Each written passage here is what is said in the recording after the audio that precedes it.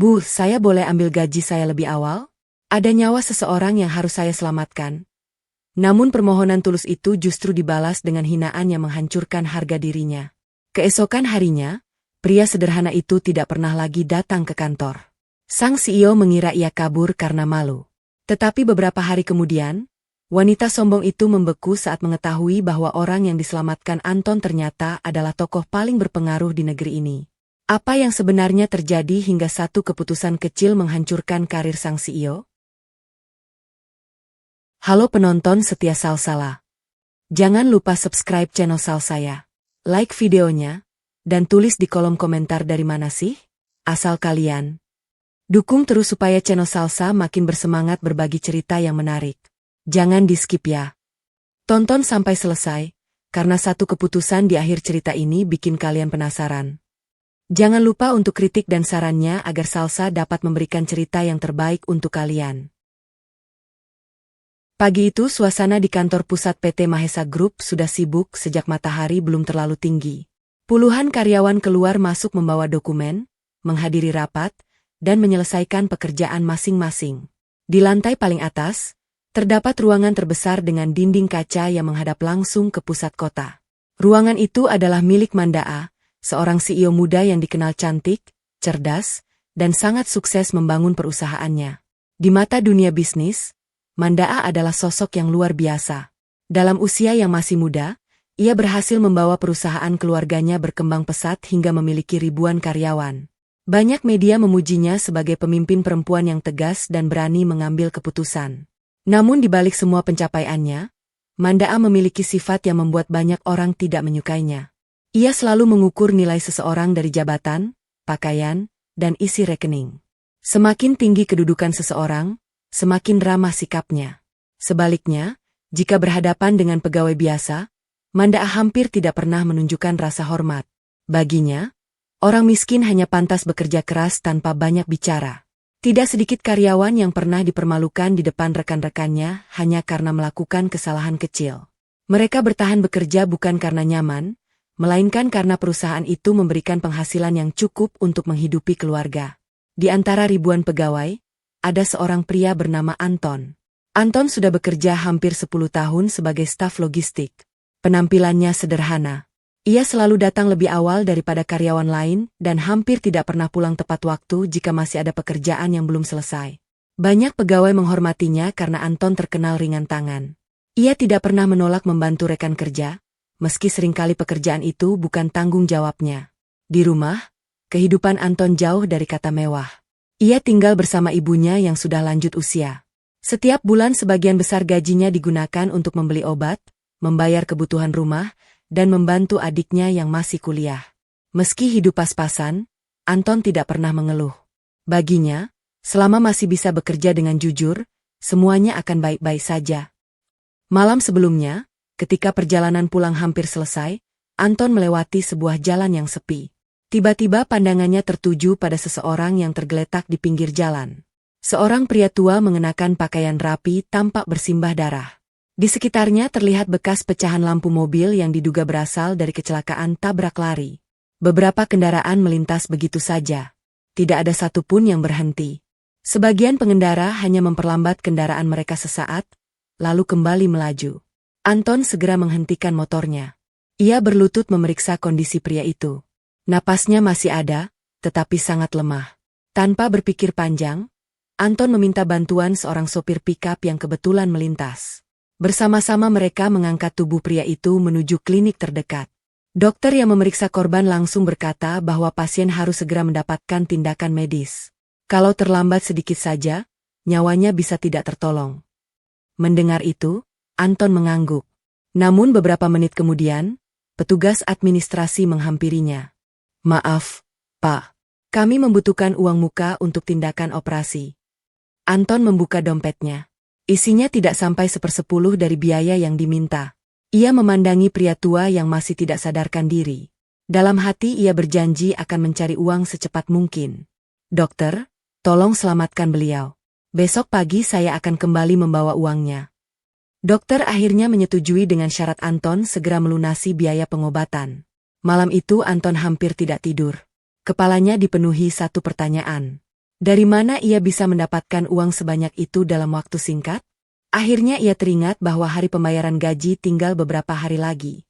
Ia memutuskan meminta gajinya dicairkan lebih awal. Itu adalah uang hasil jerih payahnya sendiri.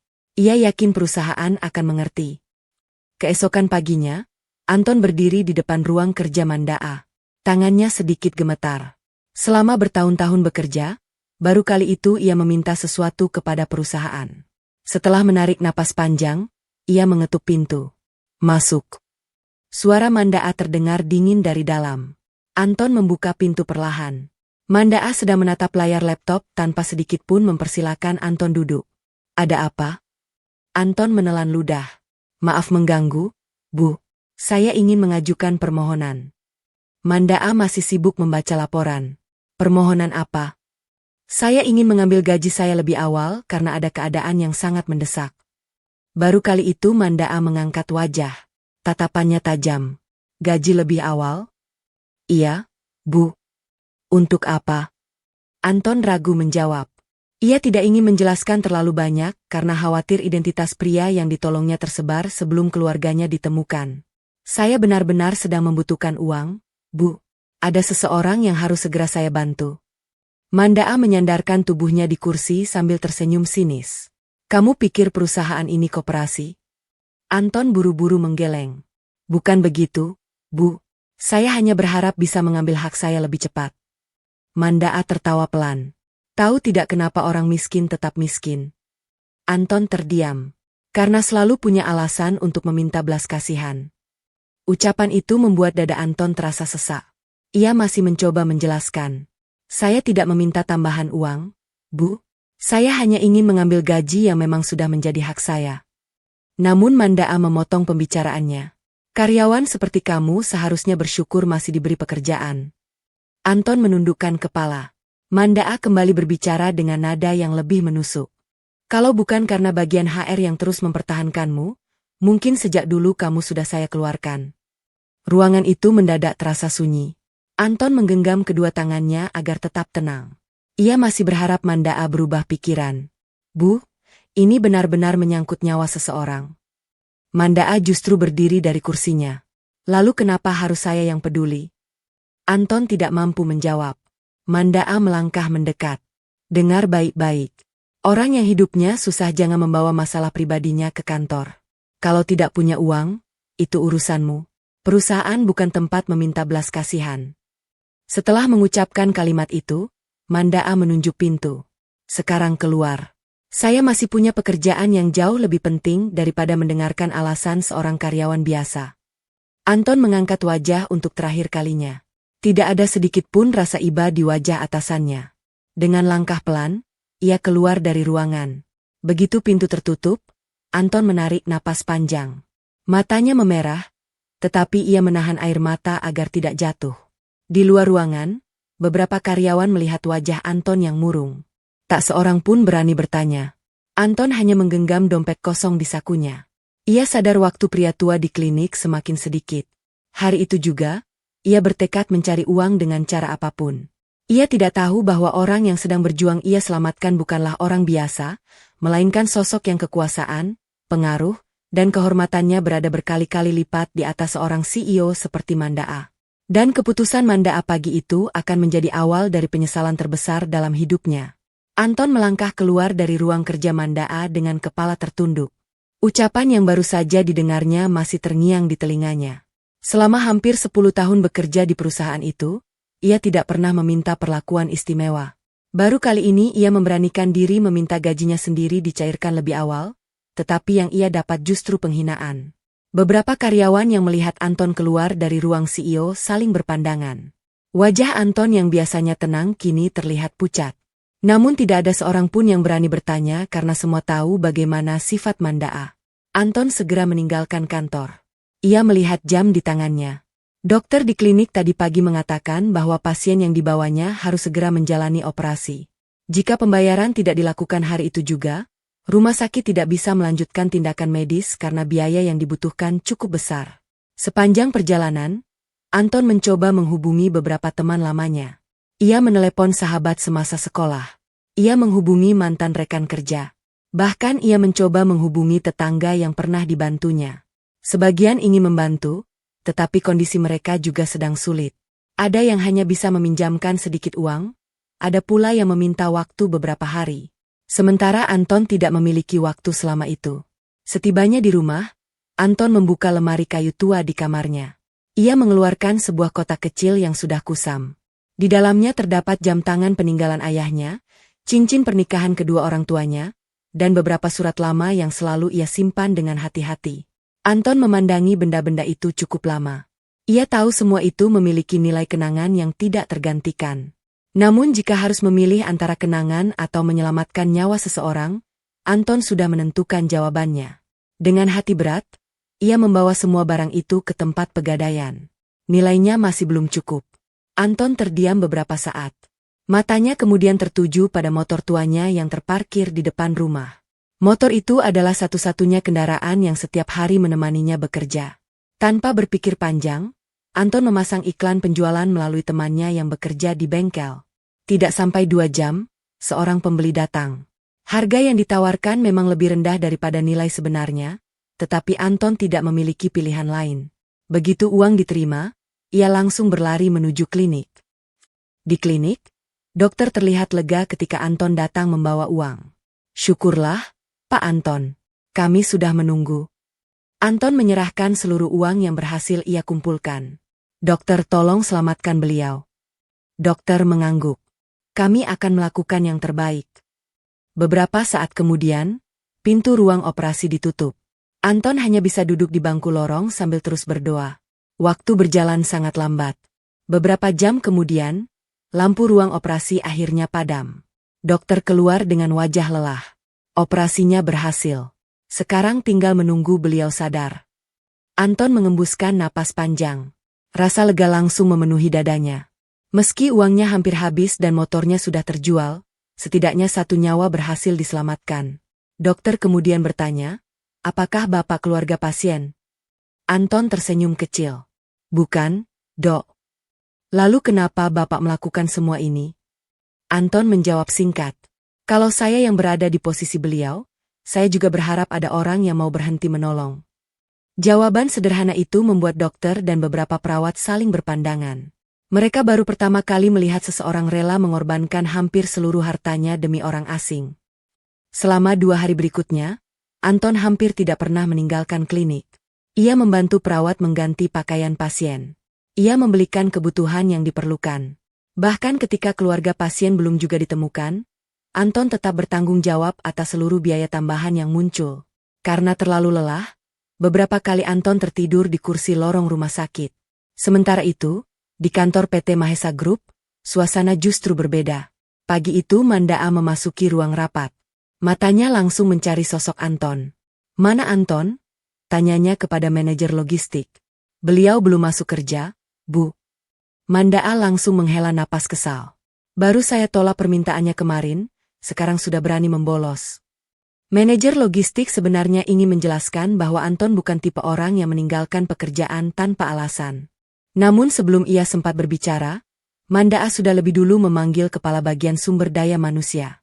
"Saya tidak suka karyawan yang tidak disiplin. Kalau sampai siang dia belum datang, buatkan surat pemecatan." Ruangan langsung hening. Semua orang saling memandang. Salah seorang supervisor memberanikan diri berkata pelan, "Bu, bagaimana kalau kita mencari tahu dulu alasan beliau tidak masuk?" Mandaa menatap tajam. "Untuk apa? Anton selama ini selalu bekerja dengan baik." Mandaa tersenyum sinis. "Itulah masalahnya. Orang yang terlalu lama bekerja biasanya mulai merasa dirinya penting. Tidak ada karyawan yang tidak bisa digantikan." Kalimat itu membuat tidak ada lagi yang berani berbicara. Perintah Mandaa segera dijalankan. Menjelang sore, surat pemecatan resmi dicetak. Tanpa pernah mencari tahu alasan sebenarnya, Anton dinyatakan diberhentikan karena dianggap mangkir dari pekerjaan. Sementara itu, di luar kota, beberapa mobil hitam melaju dengan kecepatan tinggi. Di dalamnya terdapat pria-pria berpakaian rapi yang sejak 2 hari terakhir sibuk mencari seseorang yang hilang. Mereka berasal dari Satuan Pengamanan Khusus Negara. Melalui rekaman kamera lalu lintas, mereka akhirnya menemukan petunjuk terakhir. Seorang pria tua korban tabrak lari dibawa menggunakan mobil pikap menuju sebuah klinik kecil di pinggiran kota. Salah seorang pria menatap foto korban di tangannya. Beliau masih hidup. Segera ke klinik itu. Belasan kendaraan langsung berbelok menuju lokasi. Tak seorang pun di klinik mengetahui bahwa pasien yang sedang dirawat dengan penuh ketulusan oleh Anton bukanlah orang biasa. Ia adalah sosok yang selama puluhan tahun menjadi salah satu tokoh paling berpengaruh di negeri ini. Dan ketika identitasnya terungkap, kehidupan Anton maupun Mandaa akan berubah untuk selamanya. Pagi itu suasana di klinik yang biasanya tenang mendadak berubah menjadi sibuk. Beberapa dokter dan perawat tampak berlari ke halaman depan setelah mendengar suara sirene yang semakin mendekat. Tidak lama kemudian, belasan mobil hitam berhenti berjejer di depan bangunan klinik. Puluhan pria berpakaian rapi turun dengan wajah serius. Sebagian mengenakan jas hitam, sementara yang lain memakai pakaian dinas tanpa tanda pangkat yang mencolok. Mereka langsung mengamankan seluruh area. Perawat yang berjaga sampai kebingungan melihat pemandangan itu. "Sedang ada apa?" bisik salah seorang perawat. Dokter kepala menggeleng pelan. "Saya juga tidak tahu." Beberapa detik kemudian, seorang pria berusia sekitar 50 tahun memasuki ruang administrasi. Ia menunjukkan sebuah kartu identitas resmi. "Kami sedang mencari seseorang yang menjadi korban tabrak lari 2 hari lalu." Petugas administrasi langsung membuka data pasien. "Benar, Pak. Beliau masih dirawat di ruang perawatan intensif." Pria itu menghela napas lega. "Syukurlah." Tak lama kemudian, seluruh rombongan bergerak menuju ruang perawatan. Anton yang sejak tadi duduk di lorong rumah sakit berdiri ketika melihat banyak orang datang. Ia mengira mereka adalah keluarga pasien. Seorang pria berjas menghampirinya. "Maaf, apakah Bapak yang membawa beliau ke klinik ini?" Anton mengangguk pelan. "Iya, Pak." "Bapak juga yang membayar seluruh biaya pengobatan?" "Iya, tapi saya hanya membantu sebisanya." Pria itu menatap Anton cukup lama. Sorot matanya berubah penuh rasa hormat. "Terima kasih." Anton hanya tersenyum kecil. "Saya hanya kebetulan lewat." Beberapa menit kemudian, dokter mengizinkan beberapa orang masuk ke ruang perawatan. Pria tua itu perlahan membuka matanya. Napasnya masih lemah, tetapi kondisinya jauh lebih baik dibanding 2 hari sebelumnya. Begitu sadar, ia melihat beberapa orang berdiri di samping tempat tidurnya. Salah seorang wanita parubaya langsung menangis sambil menggenggam tangannya. "Ayah, akhirnya ayah sadar." Pria tua itu mengangguk pelan. Pandangan matanya kemudian berkeliling mencari seseorang. Dengan suara lirih ia bertanya, "Mana pemuda yang menyelamatkanku?" Semua orang saling berpandangan. Ajudan yang berdiri di dekat pintu segera memanggil Anton masuk. Saat Anton melangkah ke dalam ruangan, pria tua itu tersenyum. Dengan sisa tenaga yang dimilikinya, ia mengulurkan tangan. Anton segera mendekat. Tanpa diduga, pria tua itu menggenggam tangan Anton dengan erat. "Terima kasih." Anton tersenyum. "Syukurlah Bapak sudah sadar." Pria tua itu memejamkan mata beberapa saat. "Saya masih ingat saat semua kendaraan melewati saya, hanya kamu yang berhenti." Anton menggeleng pelan. "Itu sudah seharusnya dilakukan." Ucapan sederhana itu membuat seluruh keluarga yang berada di ruangan terdiam. Di luar ruangan, dokter menjelaskan seluruh kronologi kepada keluarga pasien. Kalau bukan karena Pak Anton, kemungkinan besar pasien tidak akan selamat. Dokter kemudian menceritakan bagaimana Anton menjual motornya, menggadaikan barang-barang berharganya, bahkan membayar seluruh biaya operasi tanpa mengetahui siapa sebenarnya orang yang ditolongnya. Seluruh keluarga tampak terkejut. Salah seorang wanita muda menutup mulutnya karena tidak percaya. "Beliau bahkan bukan keluarga kami." Dokter mengangguk. "Itulah yang membuat kami semua kagum." Tidak lama kemudian, pria berjas yang sejak tadi memimpin rombongan menghampiri Anton. "Perkenalkan, saya Arya, kepala pengamanan pribadi beliau." Anton mengangguk sopan. Arya kemudian berkata pelan, "Mungkin Bapak belum mengetahui siapa orang yang telah Bapak selamatkan." Anton tersenyum kecil. "Saya memang tidak tahu, Pak. Dan menurut saya itu tidak penting." Jawaban itu membuat Arya semakin menghormatinya. Ia lalu berkata, "Beliau adalah Bapak Ardan Wiranata." Anton tampak bingung. Nama itu terdengar tidak asing, tetapi ia belum benar-benar mengingatnya. Melihat raut wajah Anton, Arya melanjutkan penjelasannya. Beliau adalah mantan Kepala Badan Strategis Nasional yang sekarang menjadi penasihat khusus pemerintah. Selama puluhan tahun beliau menangani berbagai urusan penting negara. Banyak pemimpin dunia mengenal beliau. Anton membelalak. Ia sama sekali tidak menyangka orang yang ditolongnya ternyata merupakan tokoh sebesar itu. Arya kembali berkata, beliau juga memiliki berbagai perusahaan, yayasan, dan aset bernilai puluhan triliun rupiah. Anton hanya tersenyum tipis. Syukurlah beliau selamat. Jawaban itu kembali membuat semua orang terdiam. Tidak ada sedikit pun perubahan sikap Anton setelah mengetahui identitas pria yang ditolongnya. Sore harinya, Ardan meminta seluruh keluarganya berkumpul. Ia ingin mengetahui semua kejadian selama dirinya tidak sadarkan diri. Satu persatu dokter mulai menceritakan semuanya. Mulai dari bagaimana Anton mengangkat tubuhnya seorang diri di jalan, membawa ke klinik, hingga menjual motor demi membayar operasi. Wajah Ardan berubah haru. Namun ekspresinya mendadak berubah ketika dokter berkata, Pak Anton sebenarnya mencoba mengambil gajinya lebih awal di kantornya agar tidak perlu menjual motornya. Ardan mengernyit. Lalu, dokter menarik napas panjang. Permintaannya ditolak. Yang lebih menyakitkan, beliau dihina oleh atasannya. Ruangan mendadak sunyi. Ardan menatap ajudannya. Apa benar? Arya mengangguk. Kami sudah mencari informasi. Pak Anton bekerja hampir 10 tahun di PT Mahesa Group. Beliau dikenal sebagai karyawan teladan. Tetapi kemarin beliau justru dipermalukan oleh CEO perusahaannya ketika meminta gajinya sendiri dicairkan lebih awal. Belum selesai rasa marah Ardan, Arya kembali memberikan sebuah map. Masih ada satu hal lagi. Apa?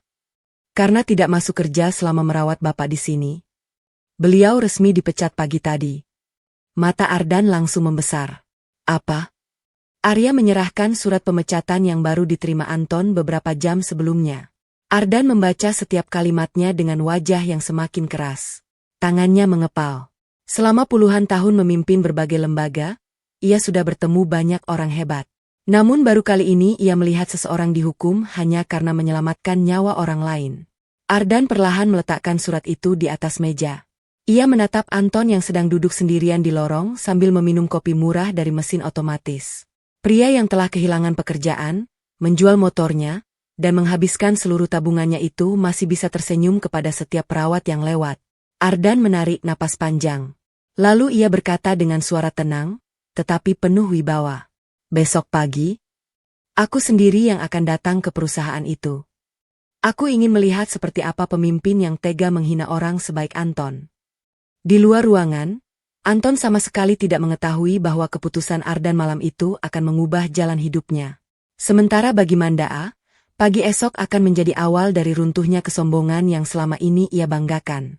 Keesokan paginya, suasana di kantor pusat PT Mahesa Group berjalan seperti biasa. Para karyawan mulai berdatangan sejak pagi. Namun berbeda dengan hari-hari sebelumnya, pembicaraan mereka hanya tertuju pada satu hal. Pemecatan Anton. Banyak yang merasa keputusan itu tidak adil.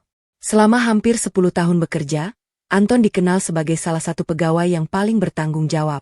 Ia hampir tidak pernah mengambil cuti dan tidak pernah sekalipun terlambat menyerahkan pekerjaan. Tetapi semua itu seolah tidak berarti di mata Mandaa. Di lantai paling atas, Mandaa sedang memimpin rapat mingguan bersama para manajer.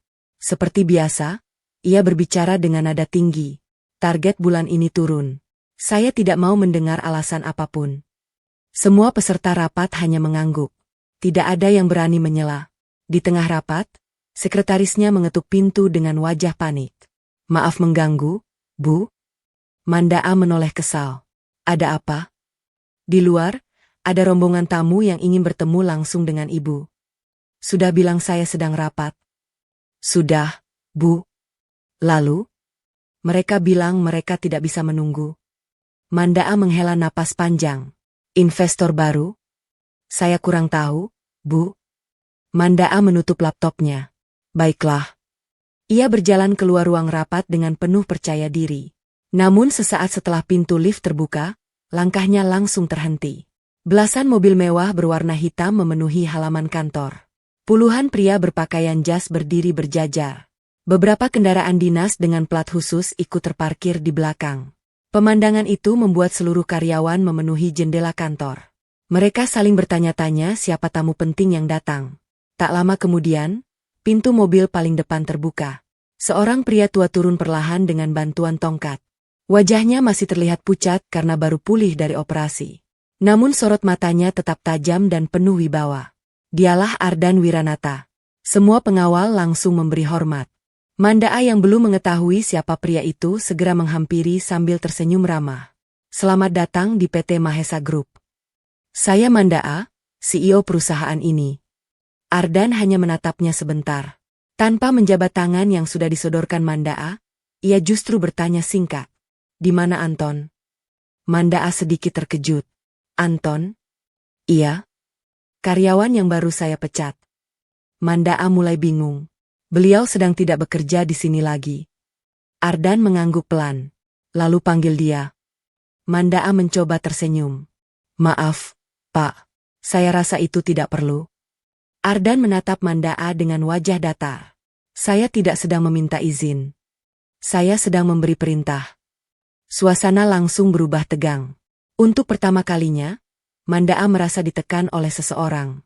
Akhirnya bagian HR menghubungi Anton.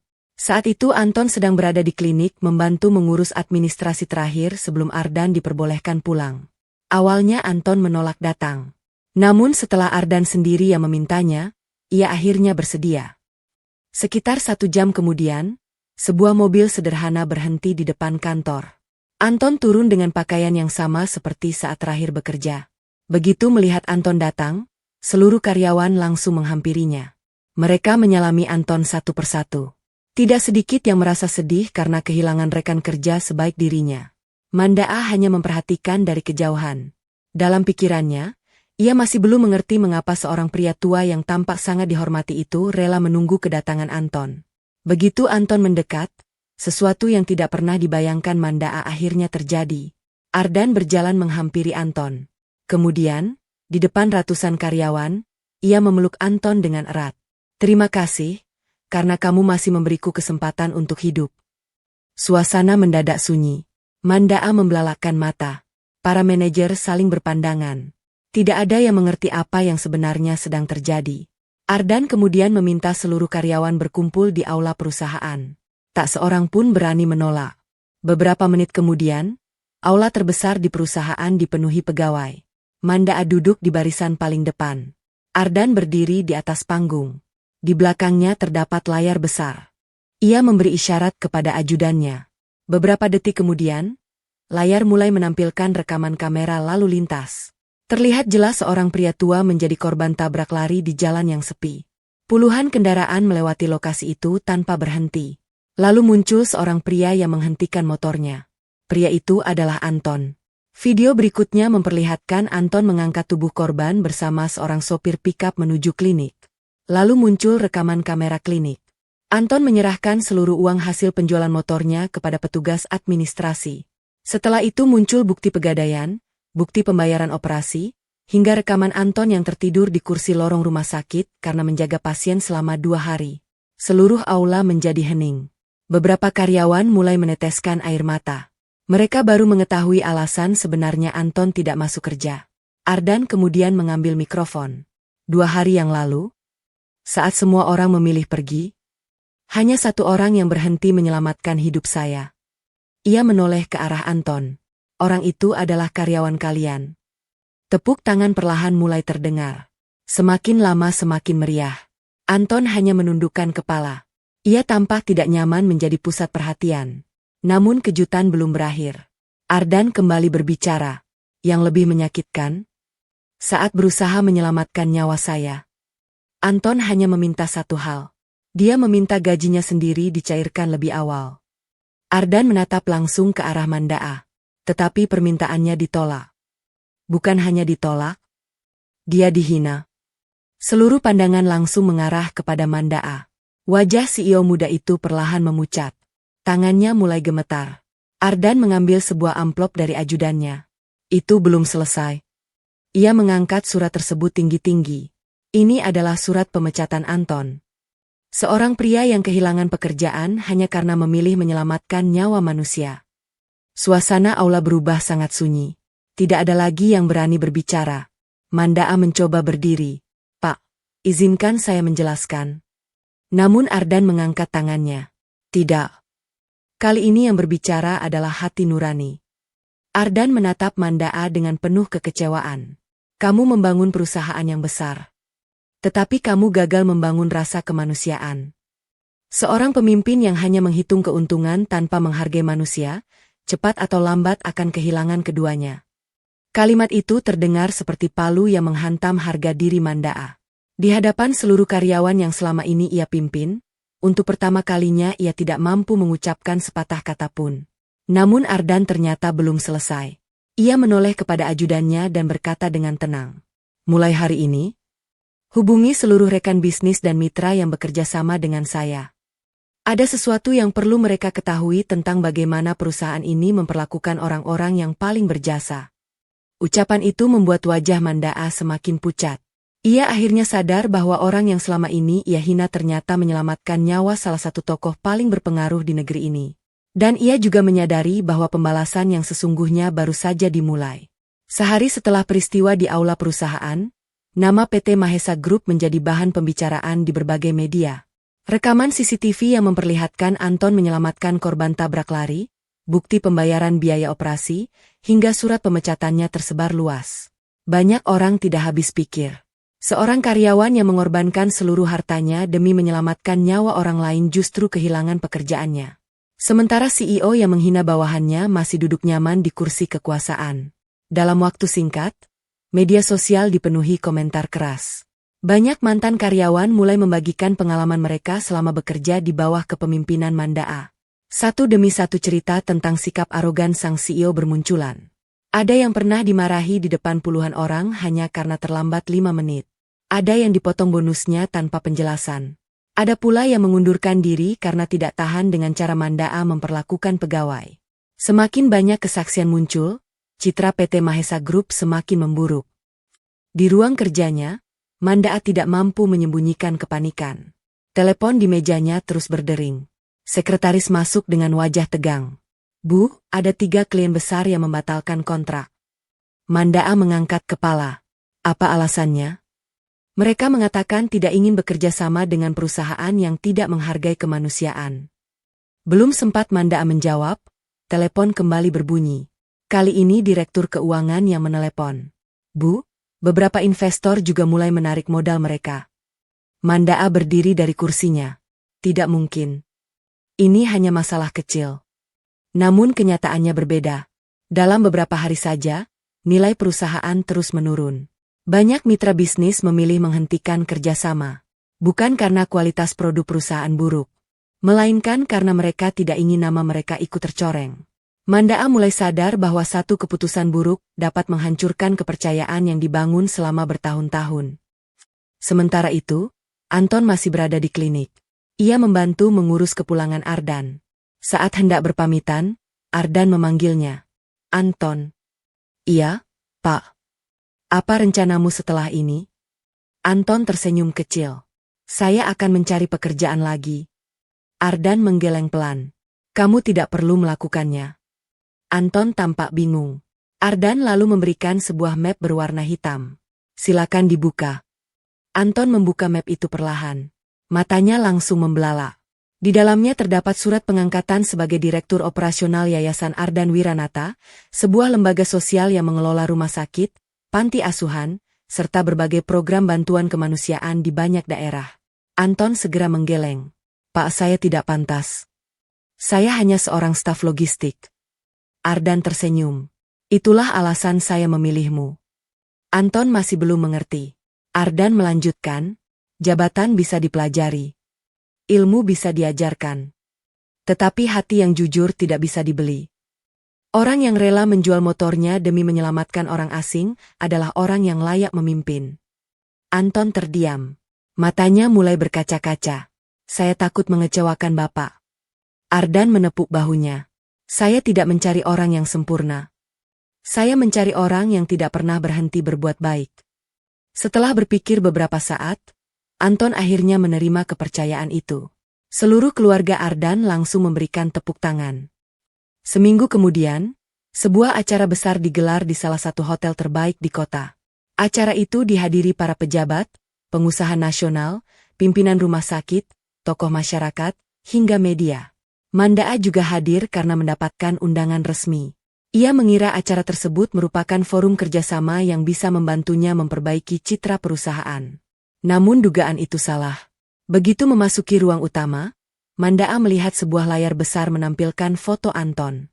Ia langsung terkejut. Di bawah foto itu tertulis, Penganugerahan Penghargaan Kemanusiaan dan Pelantikan Direktur Operasional Yayasan Ardan Wiranata. Mandaa tidak percaya dengan apa yang dilihatnya. Beberapa menit kemudian, Ardan naik ke atas panggung. Beliau mulai menyampaikan pidato. Dalam hidup saya telah bertemu banyak orang kaya. Saya juga bertemu banyak orang yang memiliki jabatan tinggi. Tetapi hanya sedikit yang rela mengorbankan miliknya demi menyelamatkan orang yang bahkan tidak dikenalnya. Ardan memanggil Anton naik ke atas panggung. Seluruh tamu berdiri memberikan tepuk tangan panjang. Anton berjalan perlahan dengan jas sederhana yang baru pertama kali ia kenakan. Wajahnya tetap rendah hati seperti saat masih menjadi karyawan biasa. Ardan mengambil mikrofon. Hari ini saya memperkenalkan kepada kalian seorang pemimpin baru. Bukan karena ia lulusan luar negeri. Bukan karena ia berasal dari keluarga kaya. Melainkan karena ia memiliki hati yang tidak dimiliki banyak orang. Kemudian Ardan menyerahkan surat pengangkatan jabatan di depan seluruh tamu.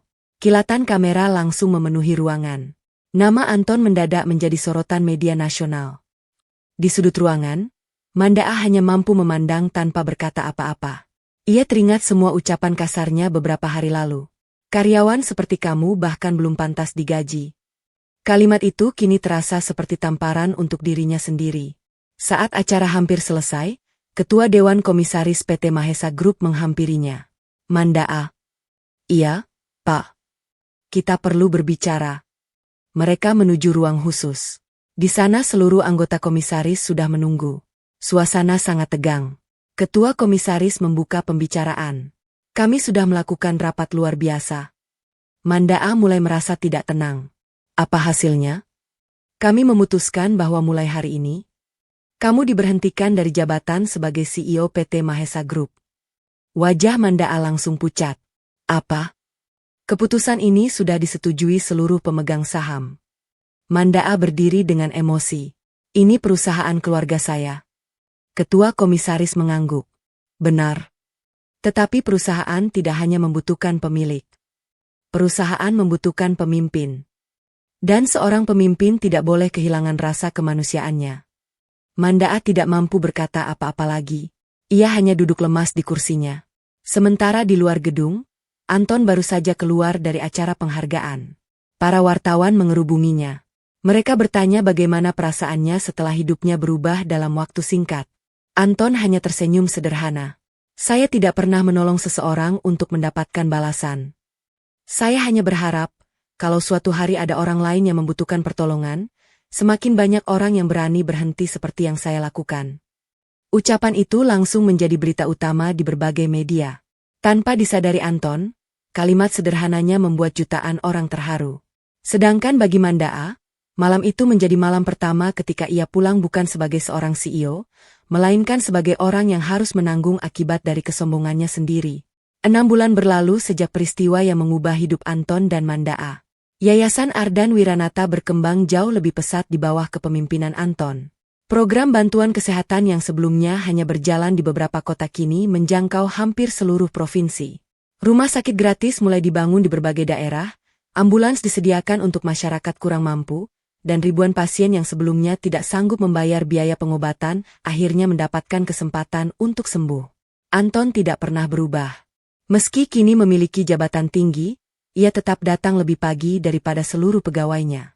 Ia menyapa petugas kebersihan terlebih dahulu sebelum masuk ke ruang kerja. Ia makan siang bersama staf tanpa membedakan jabatan. Bahkan beberapa kali ia turun langsung mengantar bantuan ke desa-desa terpencil.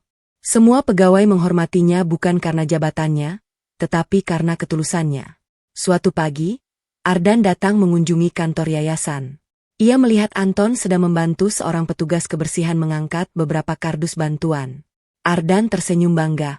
Aku tidak salah memilih orang. Anton hanya tersenyum.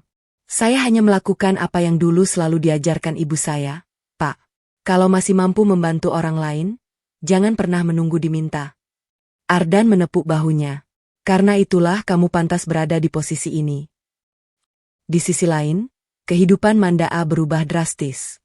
Setelah dicopot dari jabatan CEO, ia masih memiliki sebagian aset pribadi. Namun nama baiknya sudah hancur.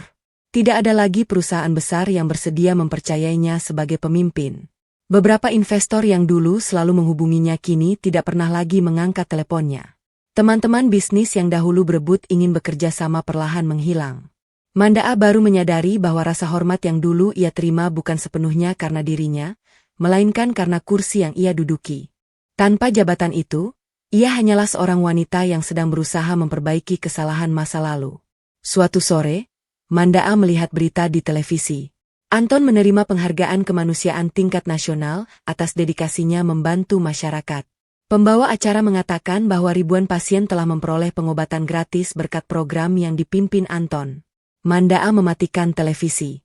Air matanya perlahan jatuh. Untuk pertama kalinya dalam hidupnya, ia benar-benar merasa malu terhadap dirinya sendiri. Ia teringat ucapan yang pernah dilontarkannya. Karyawan seperti kamu bahkan belum pantas digaji. Kalimat itu terus menghantuinya. Semakin diingat, semakin besar rasa sesal yang memenuhi hatinya. Akhirnya Manda A mengambil keputusan. Ia harus menemui Anton. Keesokan harinya, Manda A datang ke kantor yayasan. Tidak ada lagi mobil mewah. Tidak ada lagi pengawal pribadi. Ia mengenakan pakaian sederhana dan datang seorang diri. Resepsionis mempersilahkannya menunggu. Beberapa menit kemudian, Anton keluar dari ruang kerjanya. Ia terkejut melihat mantan atasannya berdiri di hadapannya. Manda A menundukkan kepala. Anton, apa kamu punya waktu sebentar? Anton mengangguk. Tentu. Mereka duduk di taman kecil di belakang kantor. Beberapa saat tidak ada yang berbicara. Manda A terlihat gugup. Akhirnya ia menarik napas panjang. Aku datang bukan sebagai mantan CEO. Aku datang sebagai seseorang yang pernah melakukan kesalahan besar. Anton hanya mendengarkan. Dengan mata berkaca-kaca, Manda A berkata, maafkan semua ucapanku waktu itu. Aku menghina kamu. Aku meremehkan hidupmu. Aku bahkan memecatmu tanpa mencari tahu alasanmu. Sampai hari ini aku masih menyesali semuanya. Anton memandang Manda A dengan tenang. Tidak ada kemarahan di wajahnya. Tidak ada dendam. Ia hanya tersenyum kecil. Bu Manda A, saya sudah memaafkan ibu sejak hari pertama. Manda A mengangkat wajahnya. Benarkah? Anton mengangguk. Kalau saya terus menyimpan dendam, berarti saya membiarkan masa lalu menguasai hidup saya. Saya memilih melanjutkan hidup. Air mata Manda A semakin deras. Tapi aku tidak bisa memaafkan diriku sendiri. Anton tersenyum. Kalau begitu, gunakan penyesalan itu untuk berubah. Banyak orang masih membutuhkan pemimpin yang mau belajar menjadi lebih baik.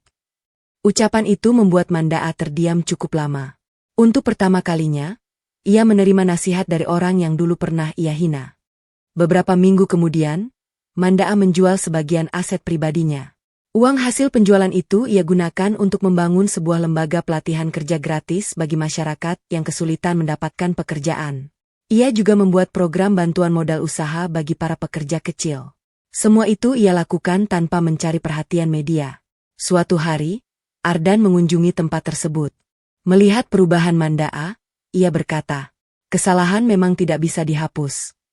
Tetapi seseorang selalu memiliki kesempatan untuk memperbaiki masa depannya. Manda A mengangguk pelan. Saya belajar satu hal. Dulu saya berpikir perusahaan bisa dibangun dengan kekuasaan. Sekarang saya tahu, perusahaan hanya akan bertahan jika dibangun dengan rasa hormat kepada manusia. Ardan tersenyum. Itulah pelajaran paling mahal yang pernah kamu bayar. Beberapa bulan kemudian, Yayasan Ardan mengadakan peresmian rumah sakit gratis yang ke-10. Ribuan warga hadir. Di atas panggung, Ardan berdiri di samping Anton. Beliau kemudian mengambil mikrofon. Hari ini saya ingin mengatakan satu hal. 6 bulan lalu, saya hampir kehilangan nyawa. Kalau saja seorang pria sederhana memilih bersikap seperti kebanyakan orang dan terus melanjutkan perjalanannya, mungkin saya sudah tidak berdiri di sini. Ardan menoleh kepada Anton. Terima kasih karena kamu memilih berhenti. Terima kasih karena kamu mengajarkan bahwa nilai seorang manusia tidak pernah ditentukan oleh jabatan ataupun kekayaan. Seluruh hadirin berdiri memberikan tepuk tangan panjang. Anton hanya menundukkan kepala dengan senyum sederhana. Di antara kerumunan tamu, Mandaa ikut bertepuk tangan. Kali ini bukan karena terpaksa, melainkan karena ia benar-benar menghormati pria yang dulu pernah ia anggap tidak pantas menerima gaji. Hari itu Anton membuktikan bahwa orang yang memiliki hati paling tulus tidak selalu duduk di kursi paling tinggi. Dan Mandaa akhirnya memahami bahwa jabatan dapat mengangkat seseorang ke puncak, tetapi hanya kerendahan hati yang mampu membuatnya tetap dihormati.